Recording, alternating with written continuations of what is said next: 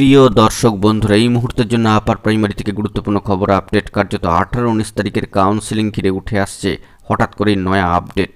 এই মুহূর্তের জন্য বিগ ব্রেকিং নিউজ, অবশ্যই সবটা আলোচনা করছি। অত্যন্ত গুরুত্বপূর্ণ ভিডিও, আর্জেন্ট তথ্য। ভিডিওটিকে শেষ পর্যন্ত ওয়াচ করবেন, চ্যানেলটিকে এখনই সাবস্ক্রাইব করে নিয়ে সঙ্গে থাকবেন। চলুন কথাবার্তা না বাড়িয়ে আমরা মূল টপিকে ফোকাস করি। বন্ধুরা, আপার প্রাইমারি থেকে 18-19 তারিখের কাউন্সেলিং পর্ব ঘিরে কিন্তু উঠে এসেছে আবারও অত্যন্ত গুরুত্বপূর্ণ খবর।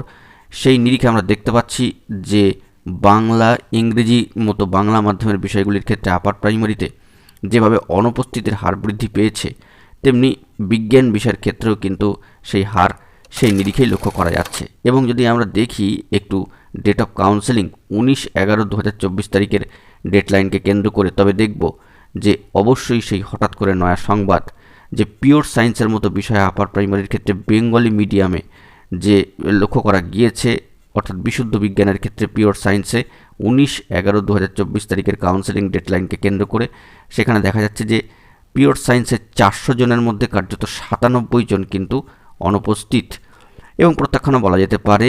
এবং বায়োসায়েন্সের ক্ষেত্রে সেই পরিসংখ্যান কিন্তু লক্ষ্য করা গিয়েছে 350-র মধ্যে 80 জনের মতো অনুপস্থিতি। এটি হলো 19/11/2024 তারিখের যে ডেডলাইন কাউন্সেলিংকে কেন্দ্র করে পিওর সায়েন্স, বায়োসায়েন্সের ক্ষেত্রে সেটি। তো পিওর সায়েন্সের ক্ষেত্রে যে পরিসংখ্যান উঠে আসলো আপার প্রাইমারি 400 জনের মধ্যে 97 জন, এবং বায়োসায়েন্সের ক্ষেত্রে কিন্তু সেই পরিসংখ্যানটি কার্যত গিয়ে দাঁড়াচ্ছে 350-এর মধ্যে 80।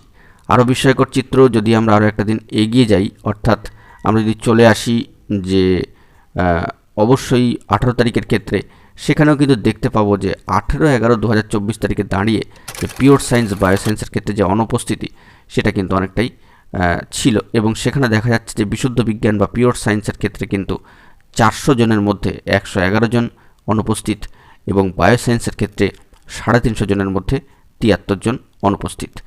তো অবশ্যই এই যে শূন্যপদ, তার নিরিখে কিন্তু এই যে কাউন্সেলিং প্রসিডিওর চলছে, এবং সেখানে বিভিন্ন বিষয়ের ক্ষেত্রে বাংলা, ইংরেজি, পিওর সায়েন্স, বায়োসায়েন্স, আপার প্রাইমারির ক্ষেত্রে বেঙ্গলি মিডিয়ামে অনুপস্থিতির হার কিন্তু বৃদ্ধি পাচ্ছে। তো অনুপস্থিতির হার বৃদ্ধি পেলে ভবিষ্যতে ভালো খবর বয়ে নিয়ে আসবে, এটাই স্বাভাবিক।